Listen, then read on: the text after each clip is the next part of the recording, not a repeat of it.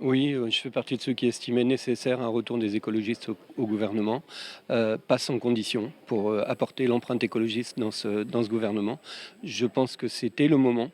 Il y a eu une acceptation clé, ça a été celle d'Emmanuel Cos, qui ose, qui prend le risque, et c'est quelque chose de déclenchant.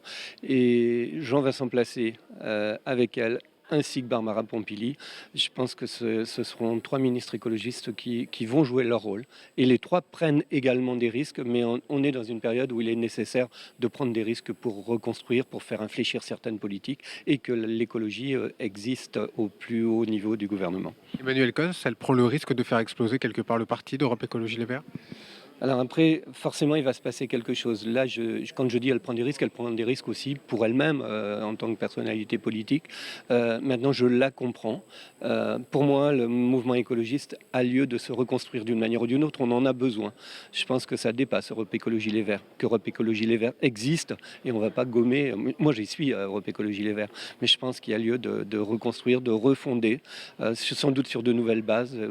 Et ça aussi, ça va déclencher cela et je le souhaite vivement.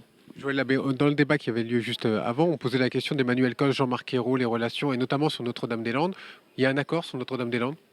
Alors, selon les informations que je viens d'avoir, parce que Emmanuel Cos ne pouvait pas y aller sans accord au sujet de Notre-Dame-des-Landes, c'était très clair, je crois qu'on va vers l'organisation d'un référendum local, enfin local au sens large. Le périmètre reste d'ailleurs à définir, mais je pense que c'est une façon pour tout le monde de sortir par le haut et que ce soit la population par référendum qui en décide et qui en décide après une véritable campagne. Il y a ceux qui sont favorables, il y a ceux qui sont complètement défavorables, j'en fais partie, mais que chacun emmène ses arguments, débatte, de telle sorte que la population, en toute responsabilité et à la majorité, se détermine. Je trouve que c'est une bonne façon de sortir.